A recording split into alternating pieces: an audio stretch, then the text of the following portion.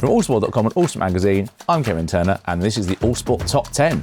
Well, welcome to the latest episode of our Autosport Top 10 series, and today we're looking at one of the big ones, the greatest campaigns in F1 history that didn't result in the world title. And joining me to talk about these, it's quite a big task to take on. Two special guests. One, Karun Chandhok, welcome back to Autosport. How are you doing? You looking forward to this one? I'm good. This is always a great subject. It's quite a big one, this. Yeah. This is almost more interesting than the best championship. Oh yeah, I think it's way more interesting. That's why I volunteered to do it. Well, that's fair enough. Yeah, that's fair enough. And also ready to grill me on my selection is Stuart Codling. Stuart, what's your first thoughts on the list at first glance? Don't give too much away, of course. I largely agree with it. I don't know whether Karun will. Karun's always I've got a few. Yeah, I've got a of. couple of exceptions. That's all right. Are you thinking number one's a little bit? Well, let's get into it. Well, interestingly, for this one, the online article will be a little bit longer because I looked up 14 or 15. I thought these are all really good. So I'm going to put them in the longer form article on allsport.com. But for the 10, for the podcast, podcast and video, we've got to go with the 10. So I sat down again and went through it and tried to come up with an order. Look, I've even got red for number 11. I've got 11. I don't usually have an 11 on a list, you see. Right, so how have I decided this list? Right, well, I've looked at all season performances.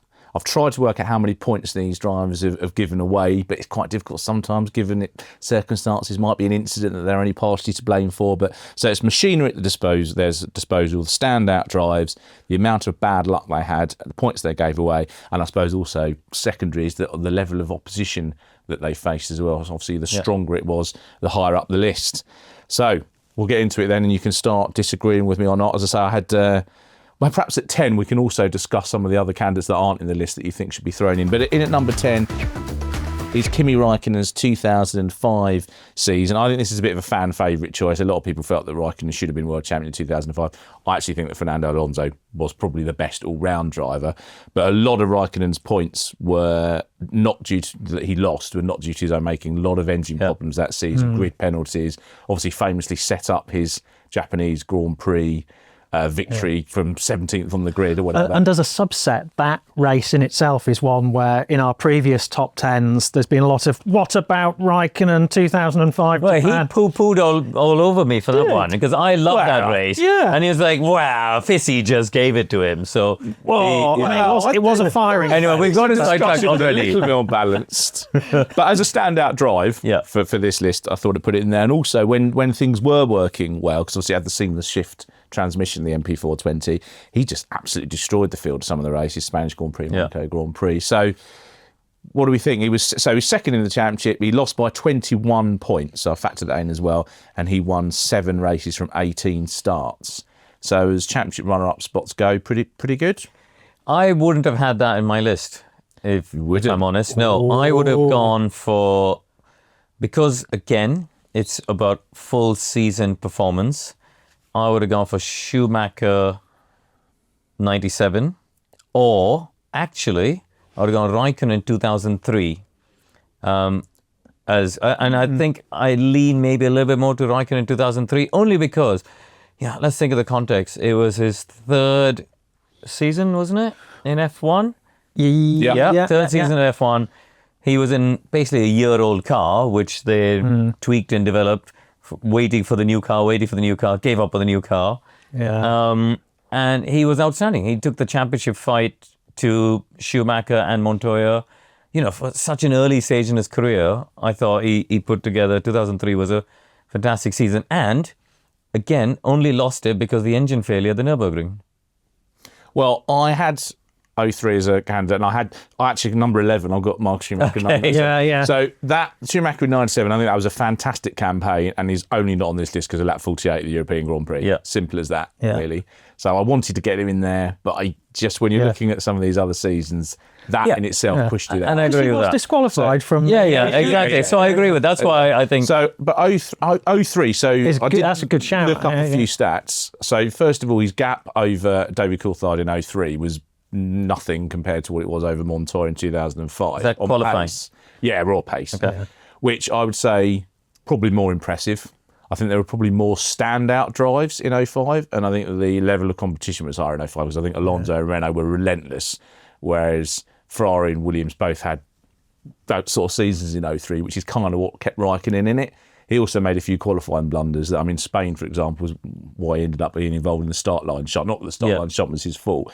So it was nip and tuck between the two, but I just thought in terms of sheer headline-grabbing pace, 05 feels like peak Raikkonen. Also, he won the same number of races as Alonso in 2005, whereas I would have been quite offended if someone who won one Grand Prix, which is what Raikkonen won 03, beat someone who won 6 races, which is what Mark Schumacher did to the championship. That would have been, I think, quite egregious, really. Whereas I don't think anyone would say that if Raikkonen had won the 05. The race wins, you make a fair point. I don't know how you feel, Karun, but I have a big problem with 2005 because, the whole... It was peak Mosley interference. You had, another race weekend's coming up. Let's change the qualifying system again. You had that ridiculous system of not being allowed to change tyres unless they were about to explode, or unless you got written permission from Max to have a pit stop.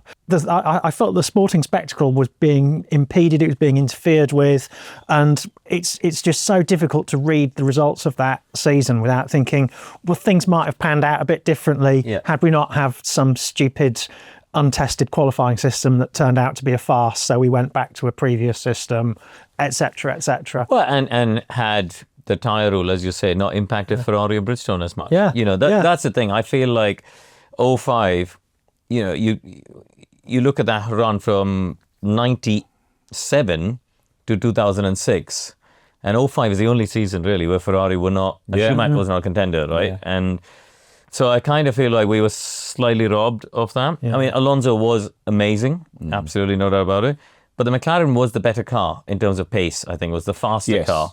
And so, was therefore, when it comes to, was it a better campaign, which is what we're talking about,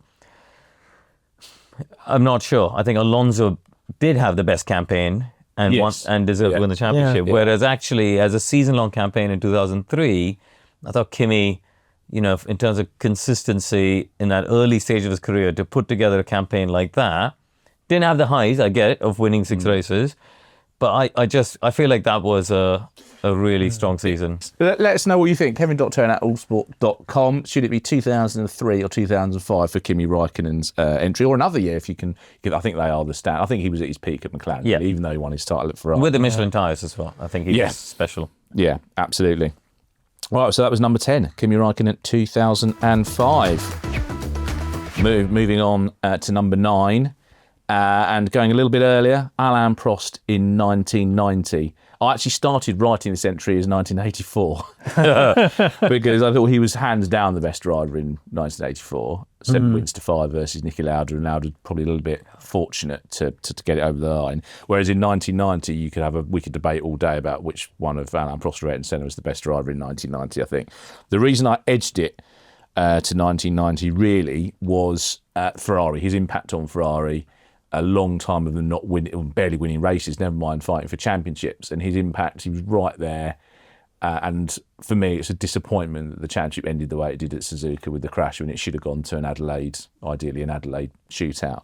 So it's also quite difficult to look at where he dropped points in 1990. In 84, he did make a couple of errors.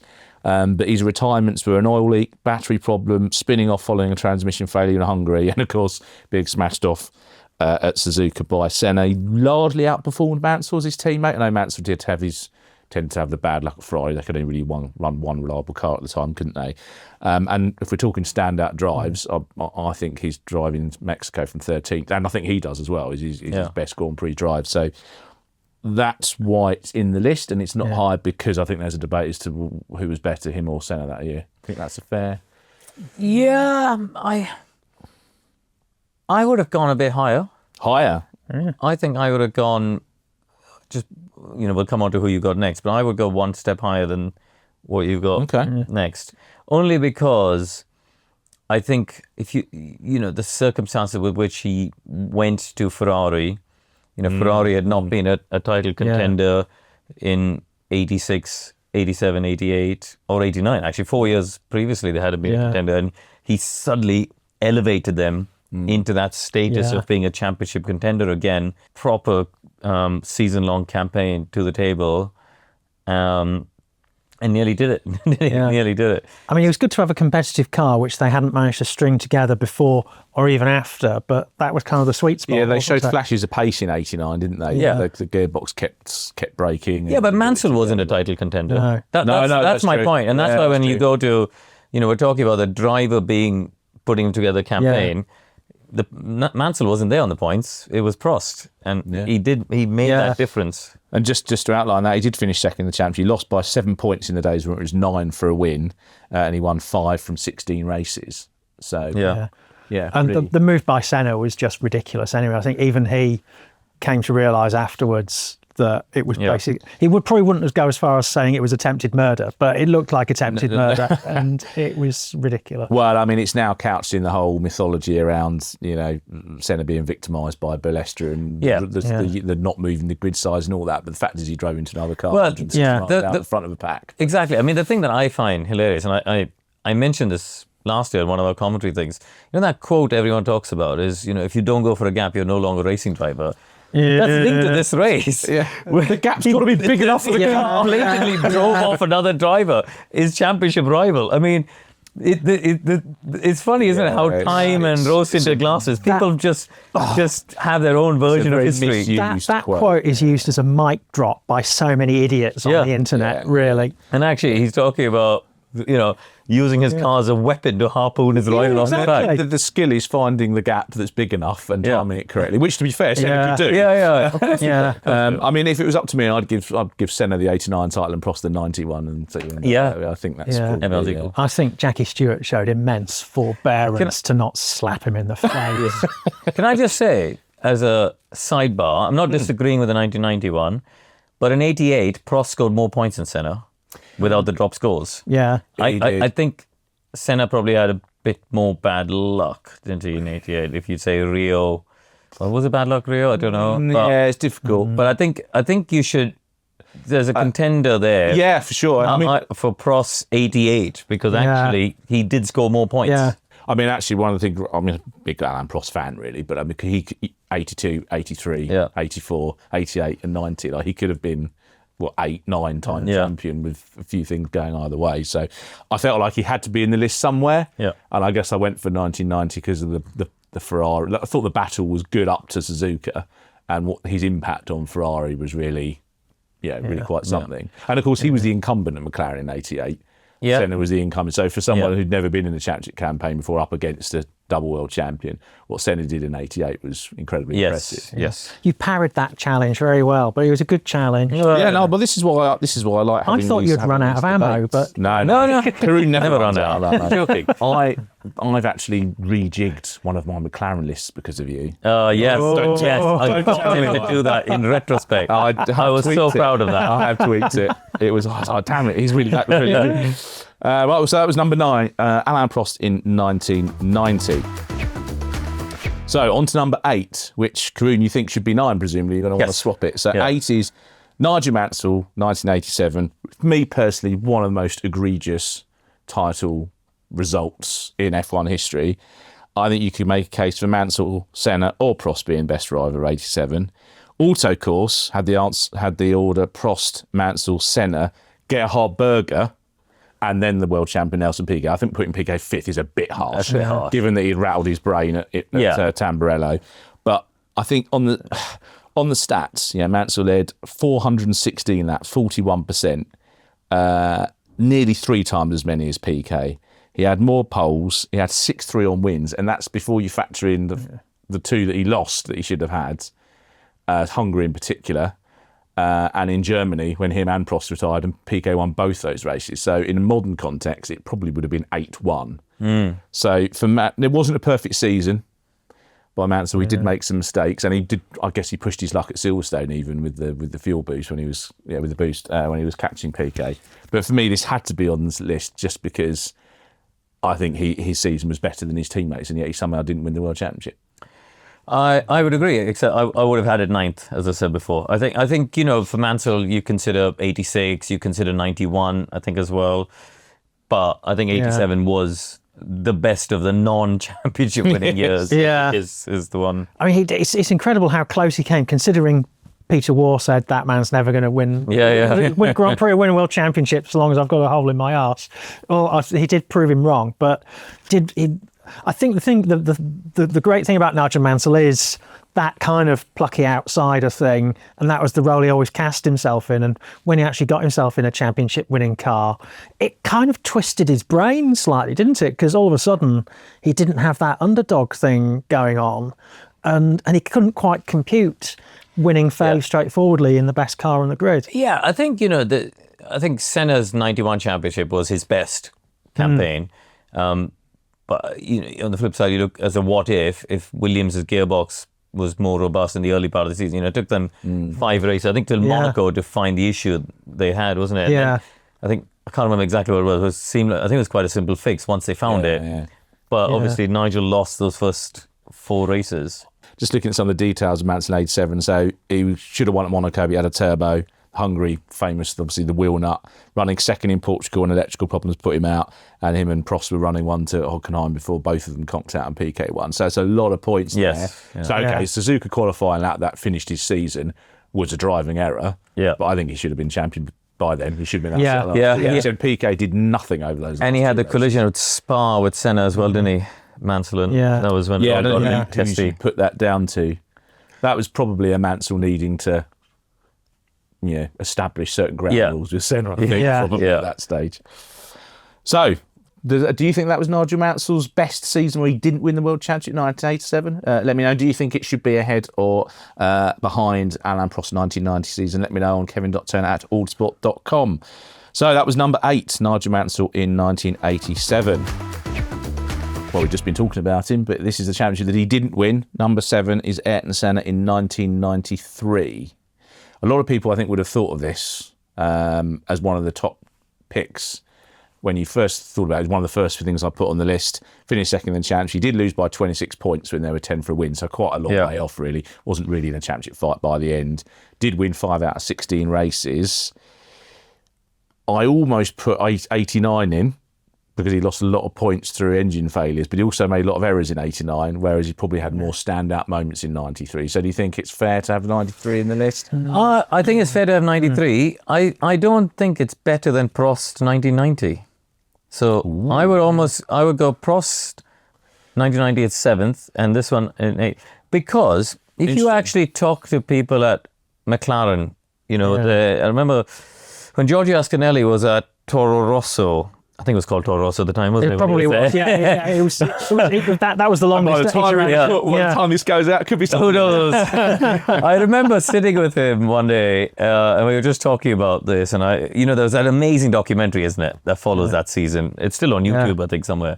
And there were clearly times where you could see the frustration of the team going, he's not really interested in it, but we get it, He's Ayrton Senna, he's here to exist. We're not giving him a car to exist. There's a lot of times where he's coasting. But, you saw when there was a sniff of a chance, he rose to the occasion, like the great drivers do. And Brazil when it rained, and Donington. And then, but I think you look at, when you talk to a few more people around that time, and you think, what on earth happened in the last 2 races? Yeah. They found a few changes with the car setup. I think they found a few things with the ride height and the aero to unlock performance in the dry. But it's like, hang on a second, you got pole in Adelaide, you won in Japan, and he was convincingly quick in the dry in Japan as well. Yeah. Like, where was that all season long? And some of it, they go, well, Mika woke him up, didn't he, in Estoril? So then you start to think, well, there was a long phase in the middle of the year where he probably thought, what's the point? Yeah. The Renault engine is too strong. I can't beat the Williamses. How motivated am I to beat young upstart Michael Schumacher before he rams into me in Magny-Cours again? I'm not sure. I think the highs were just unbelievably high. The 5 wins were all just magical. Apart from Monaco, which Schumacher should have won. Yes. Yeah. So the other 4 were magical.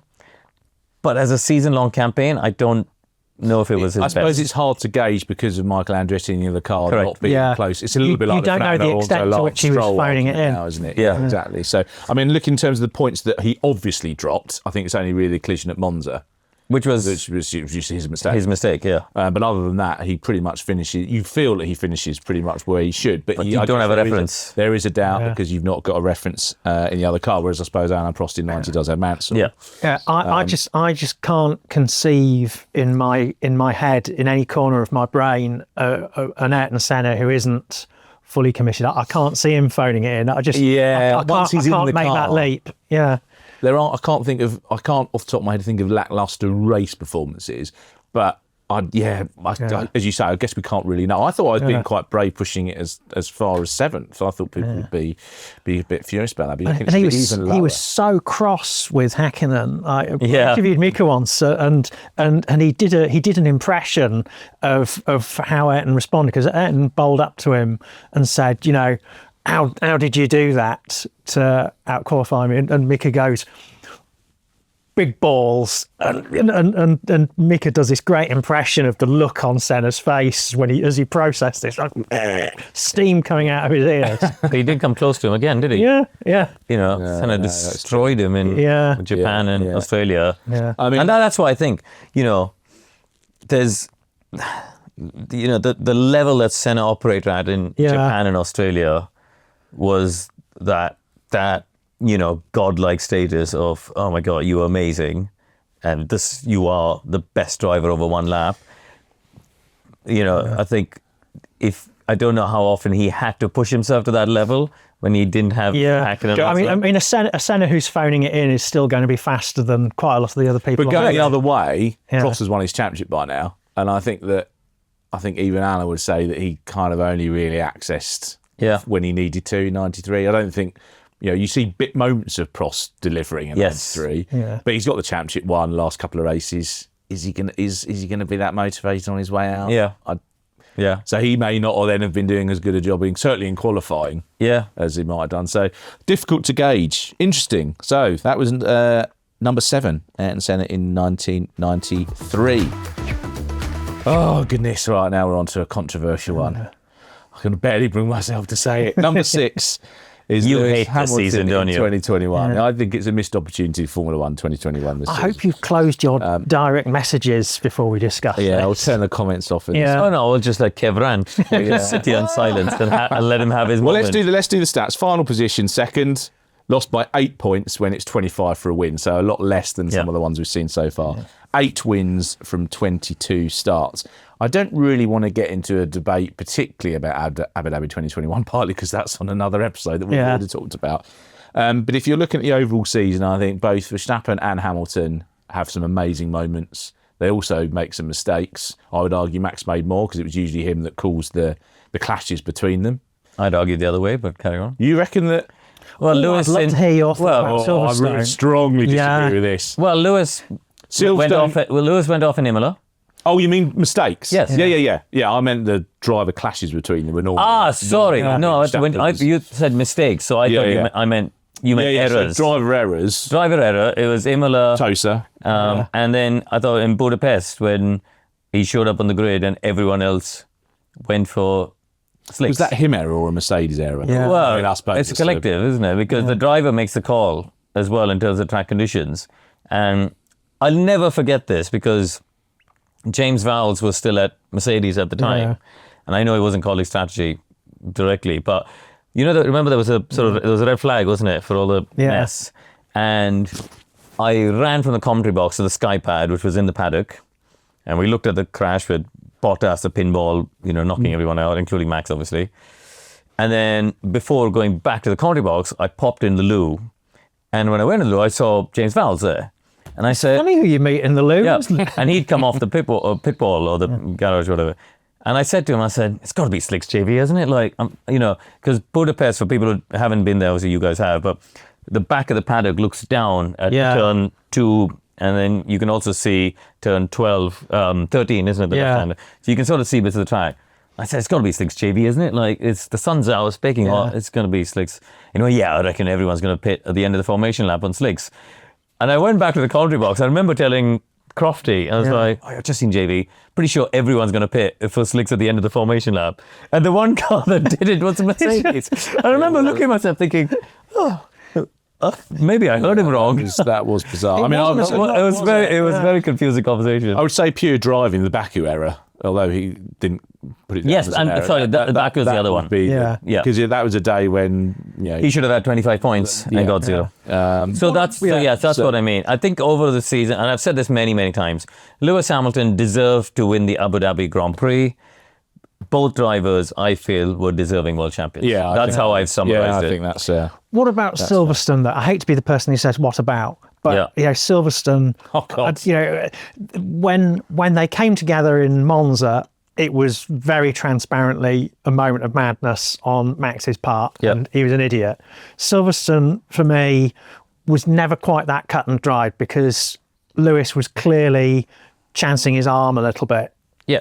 By going for a gap, and here we go. If you no longer go for a gap, no longer a racing. Well, for me, it's the equivalent of Prost Suzuka 89, which is I've had enough of this, and now you're going to have to make your own arrangements. Yeah. And Max did what Max always does. Now Hamilton's off the apex. We all know that that's a fact. But I think he had earned the right to be given some space.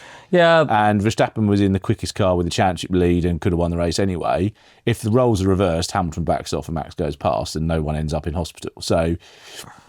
Yes, it was Hamilton's fault because he's the aggressor, but I think we talked about it. I don't know how you got there because you said everything the opposite, and then you've gone, yes, it was Hamilton's fault. Well, in the sense of, sense that he's off the apex in a way that he wasn't when he's racing Leclerc later. Correct. But I think a smart, well, maybe now, be interested to know what Verstappen would do now. I remember speaking to Jason Plato about this because obviously fighting championships wheel to wheel was his bread and butter for a while. Yeah. Like, when you're fighting for a championship, especially if you've got the better car, which at that point the Red Bull was, there are risks you don't have to take. Yeah. And that was perhaps one that Max didn't have to take. I like how you day. turned to the bloke who, race in a championship where they bash into each other. Well, not really anymore. I would say the BTCC driving has been pretty close. Yeah. I never thought we'd get onto British touring cars in this podcast, but anyway, so I put this in the list not to suggest that it's not for me an 87 Mansell-Piquet situation. Yeah. I agree with Hamilton or Verstappen, but in terms of it was such an intense season. Yeah. Both drivers, the level that they were at. This is end of peak Hamilton, I would say. Yeah. Yeah. It's I mean, I could have put 2007 in as the greatest rookie campaign, but I thought the intensity of this, the fight with Hamilton and Verstappen, kind of edged it ahead, really. Yeah, I would have gone for 2007. Would you? Is my personal view, and probably the in the context, it's probably fair. The same place, the same position, I think. In terms of, your ranking order. But I just think 2007 is the greatest rookie season the sport has ever seen, in my opinion. I think. He should. Don't give away have, other lists. Sorry. He should have got it over the line in China. I'd been booked in. The BBC had said that we'll send a taxi down to your house to drive you up to Broadcasting House to appear on News 24 on race day morning to talk about Lewis's World Championship. And when I got there, we weren't talking about that. Oh, it ruined your big moment. Big moment on the beeb. I've been looking at 2007 for a different reason recently, and I must admit, until that moment, it's incredible. And that moment is, I don't put it down to him. I put it down to the team, not helping him, not making the call. I agree, but I also think a Senna or a Prost goes on the radio and goes, I'm coming in. A Kubica would have done. Yeah, but he's a Probably rookie. Alonso. He's a rookie fighting for the championship. Yeah. You got to help him out. Of course 2021 was an incredible campaign, and the way he came back. I do think the Mercedes was the better car in the last one-third of the season, which helped him. I think 07 for me, that the first 9 races is unbelievable, right? Unbelievable what he did the early part of the year. Yeah, that's fair. Well, that's the end of our first half. So number 6 is Lewis Hamilton. I'll let you decide whether it's 2021 or 2007. It's 2021 in my article, but I think 2007. I did give it a mention because I think it deserves it. This is becoming as hotly contested as some of these World Championships. This is good. This is what we like. There's no point all of us agreeing, is there? No, exactly. Right, so one of the problems I had with this, both the lists actually of the championship winning campaigns and the non-ones, is factoring in the dominant car versus fighting against the odd. Because if you deliver a perfect season in a good, better, best car, how does that compare to fighting against the odds in a not so good car? It's quite difficult to weigh out. So number 5 is Jim Clark in 1967. Now, I could have picked 62, I could have picked 64, because Clark could have had 5 championships in the 1960s. I went. 5 championships in a short space of time as well. Yeah. basically 62 to 67, apart from 66. Yeah. When Lotus just weren't really at the races at all. But just the sheer stats from that season, once the Cosworth DFE engine Lotus 49 arrived to round 3. Imagine that now, the new car arriving 3 or 4 rounds into the season. Dutch Grand Prix. Williams would be wishing that would happen. No. You know what? Hang on, this used to happen even in the 90s. Yeah, well, in the early noughties with Ferrari, because they were so far ahead they could wheel out last year's car and still win races. But he led every single one of the races after the Lotus 49 came. He took 6 poles. Graham Hill took 3. He took 4 wins, but that was it in terms of finishes. Basically, we got the third at Monza, of course. So, in terms of pure performance and pace, this should have been an absolute cakewalk. And if you look at all the races that Clark didn't win, none of them are due to driver error. He's not thrown it off. Whether it's just because in fact, I would argue that so fragile was the 49. So Graham Hill, he wasn't he won Le Mans. He went on to win Le Mans and he won the Indy 500. Wasn't a car breaker. I'd say that Clark coaxing 4 victories out of it says more about him than probably it does about the Lotus 49 at that particular stage. So I just think it's basically it's almost a perfect season. It's almost his 1963, but without the reliability. I would agree. I think when you look at a driver who basically, if they're going to finish, they're going to win. Yeah. And then doesn't win the World Championship. I mean, that's an incredible campaign, isn't it? And with him, obviously there were fewer Grand Prix in those days, but just his record of it's wins and DNFs basically, and the DNFs are mechanicals. In his entire Grand Prix career is wins, DNFs, and a few minor placings caused by bits falling off or the fuel starvation or whatever. I mean, the only thing against it is the car's got such an advantage. You would expect him to probably lead all those races. Yeah. So, I mean, it's actually, I did another piece, I was working on what was the fastest failure in F1 history in terms of the most dominant car that didn't win a championship. And the Lotus 49 in 6.7 is miles ahead. It's clear of anything. I didn't make it win that particular debate because it went made up for it the following year. So Renault won it in the end. But in terms of one season domination, it was more than 1% faster than the next best car, which is now 2025 covers virtually the whole field. Yeah. So that's the sort of domination we're talking about. But so number 5, Jim Clark, not too much argument there for 1967. We're getting towards the sharp end of the list now. Number 4, which is one of the reasons why I actually started this list in the first place, is Max Verstappen in 2025. I mean, I'm sure we've all written a lot about this over the last few months anyway. I mean, fundamentally, I think the only points I can see he gave away was driving into George Russell at the Spanish Grand Prix. Every other time it felt like he was... You missed one. He spun at Silverstone on the restart. Yeah. That was a driver error, but I felt like they set the car up so loose. They were really leaning on. In fact, the tactic, I suppose, that's worked for Red Bull is making the car so loose, but Max kind of hangs on to it, and they just went... I kind of don't hold that against him quite the same way. I suppose it is a driver error. But the Spanish Grand Prix was an unnecessary points that he gave away, which would have... I know he doesn't think that it's like, I didn't lose the championship there. So, well, mathematically, you did. I think he did. But also, it's only because of you that you got into championship contention in the first place. So, I don't think anyone would debate he wasn't the best driver. Oh, yeah. I mean, there's no debate about that. But I think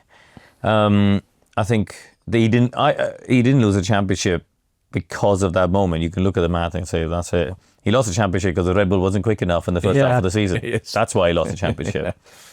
But yeah, I think, he pulled back 102 points. Yeah. That on its own has got to be some sort of record, isn't it? To come back in the second half of the season, even if you go sort of a pro rata equation with the different point scoring systems, to come from that 104 back. 4 wins worth back. Yeah. And do you remember as far back as Zandvoort? Zandvoort, I mean, I don't know if you picked up on this, but there was a whole lot of can't be arsed-itis going on in Zandvoort because everyone thought it was just the championship was a foregone conclusion.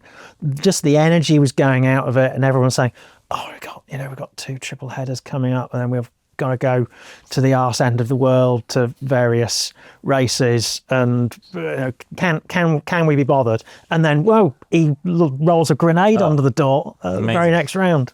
I mean, just going on the stats, he finished second by just the 2 points, 3 and 5 for win, 8 out of 24 wins, most of them obviously in that last run. I would caveat it slightly with, had like McLaren contributed to the championship going to the end, because obviously the disqualifications and the bizarre strategy in Qatar. But in terms of like, we're looking at maximising points. I mean, and the big moment, Suzuka pole, which set up a win that he shouldn't have had. Silverstone pole was amazing. The lap was. I know it didn't result in anything. One, first corner. Yeah. He did he did amazing things with a suboptimal ground vehicle, as an engineer would call it, in the early part of the season.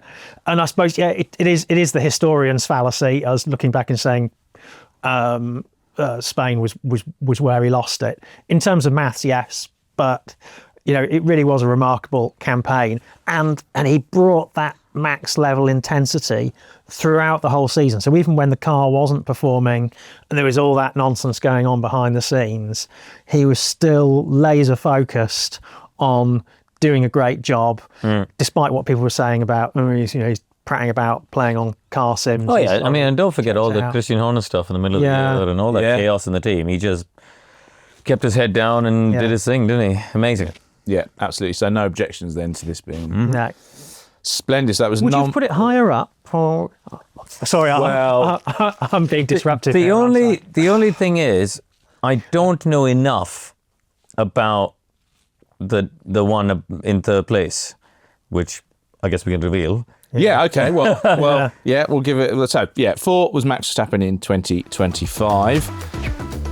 And let's get on to the top 3. So third is, and this is one of the most offensive title results as well. This is even worse, I think, than 1987.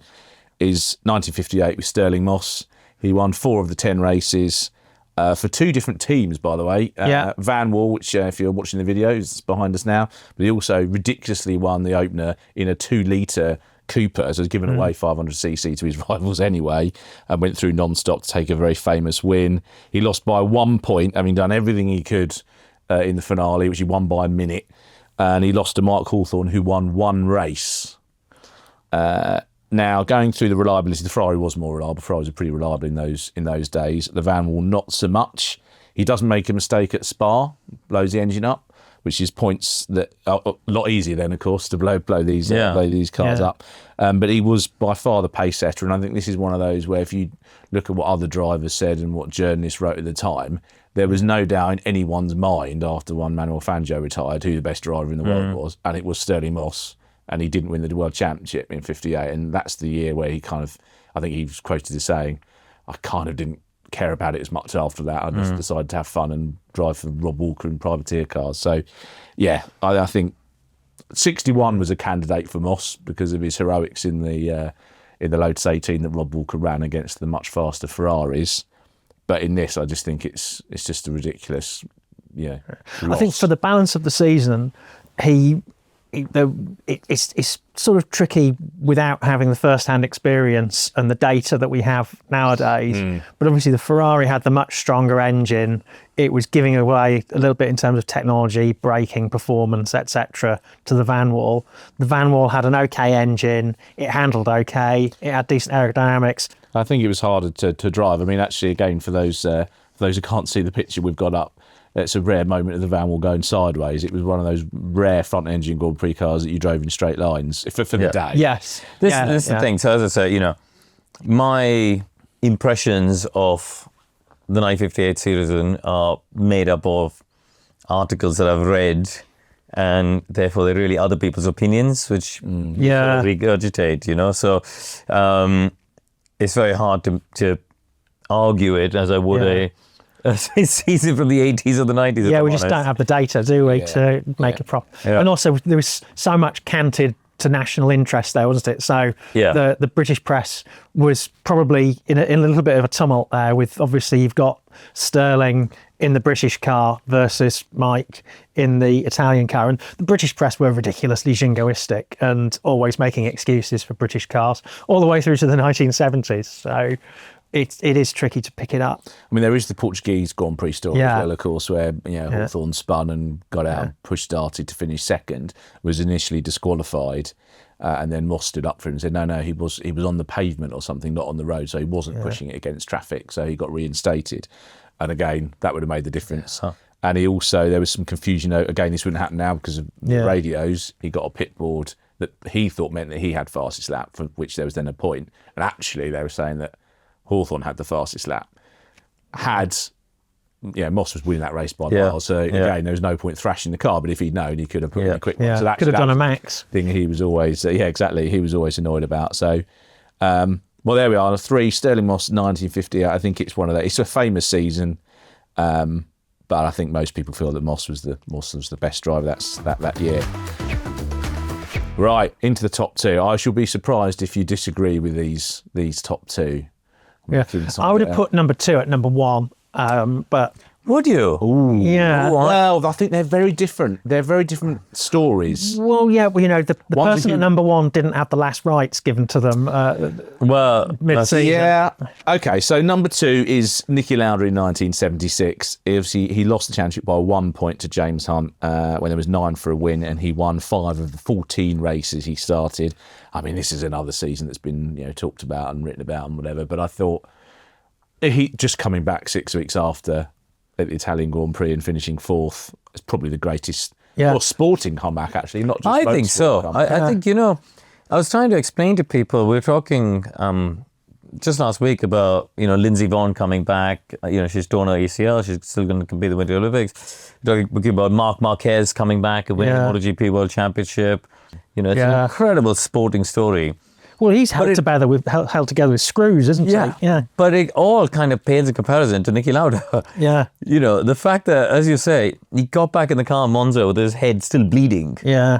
It is, in my opinion, and maybe I'm biased because this is our sport, but I think it's the greatest sporting comeback in history. Yeah, I mean, to get in a racing car again after what happened to him was incredible, and to just be that competitive is amazing. And admitting to being terrified in the first day of practice, and by the end of the weekend to be beating his replacement or son, or whatever you want to call it. I mean, actually, I think if you're doing a motorsport comebacks, he's first and second. First for 76 and second for coming back and winning another one for a break. So it's just an incredible. And I think at the end, the courage to actually say, no, this is stupid. I'm not doing this race. I think he had earned that right to do that. Yeah. I know it caused a lot of trouble in Italy at the time, and the betrayal, as it was known by some. But just to have that kind of moral courage to say it's stupid. So why would this be second and not first? I guess is the debate, isn't it?